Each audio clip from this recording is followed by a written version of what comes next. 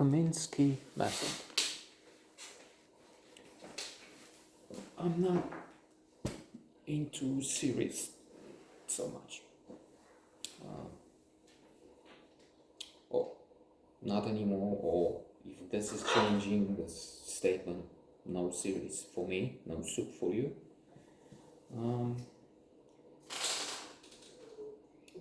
Because, well, there's so many good films out there that spending so much time, well, tens of hours if you're thinking, what's the name of that thing, Game of Thrones, which I'm one of the last 10 on the planet that haven't seen this gigantic, titanic series. I did try, look, episode 1 of the series, I think, and I didn't see something so compelling as to say, okay, I'm going to spend, how many hours would there be? Many series, let's just say 100 hours tour.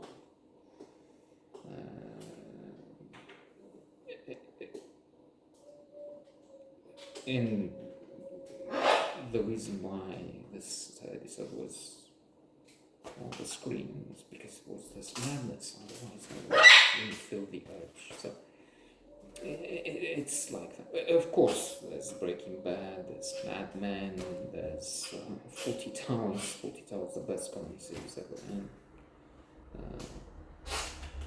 it's not just that the reasons to see this. Well, let's just say 40 Towers series that one has to. I mean, not just has to. In my case, I've seen it 4 times, 5 times, and it's about time to try again.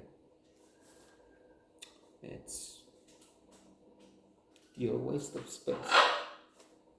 Manuel, let me explain.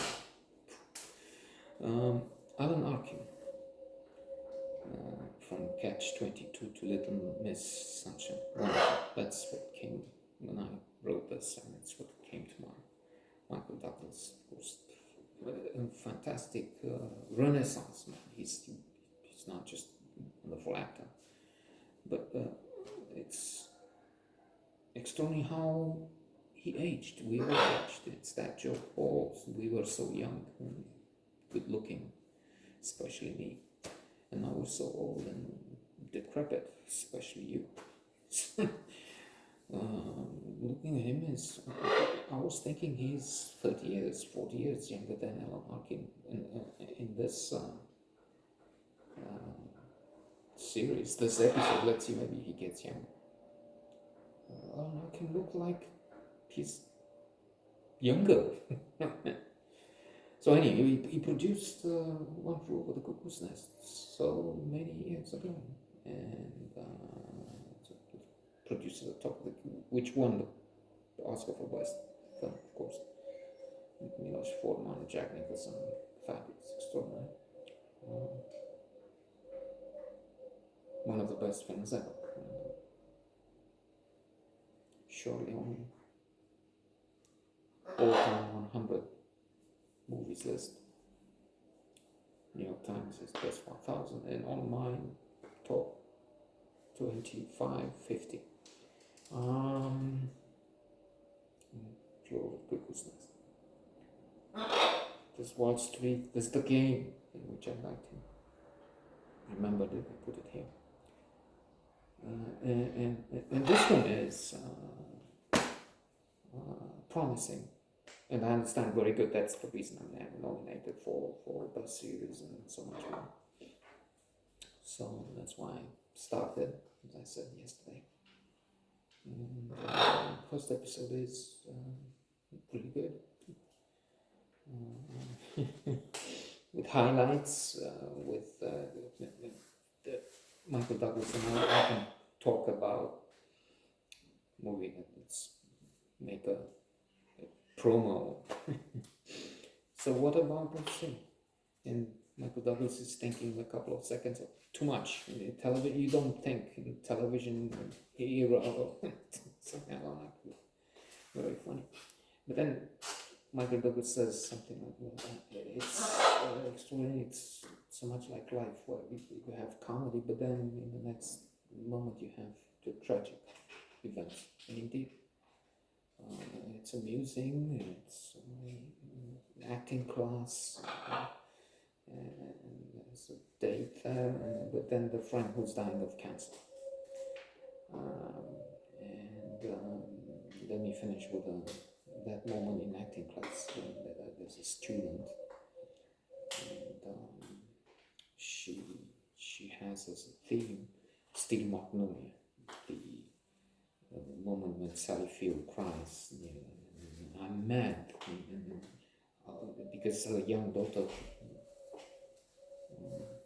Daryl Hannah, was it? Who died? Julia Roberts in the movie. What a fantastic cast.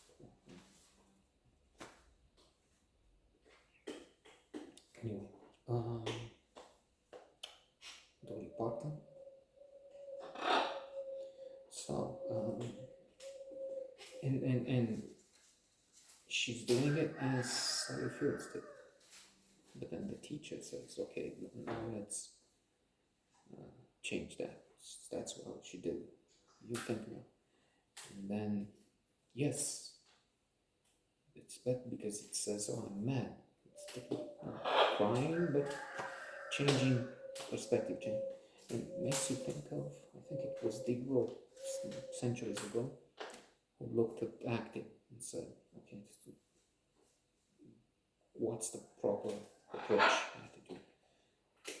Some say, oh, I'm passionate, I'm living with it, which I think would be called maybe, or would be close to method acting. They try, and if they play homeless, they sleep on the street and they try to understand, to immerse, which might be a thing, but to me it sounds like Diderot said what it should be. It should be cerebral. You should think about it. And I think he gives the example of well, it could be me speaking here as an example of how not to do it. Because if it's not the talent and the right perspective, the right way of doing it, then it fails. It's like friends who try and they tell a story, but most of the time, because they are not actors, because they don't have the cerebral attitude, they get carried away, and it's not impressive. It's not. It's like quite often emphatic, over the top. It's annoying. It's not making you laugh. Well, we know people who are actors, but they're better than good actors. Allegedly good actors. And they tell a story marvelously. Yes, but on the whole, no, it's not. Alas, we don't have. I wish I had something, and it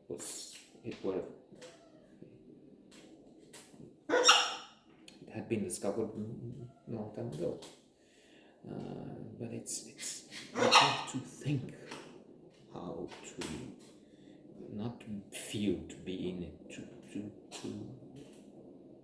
analyze the best way to project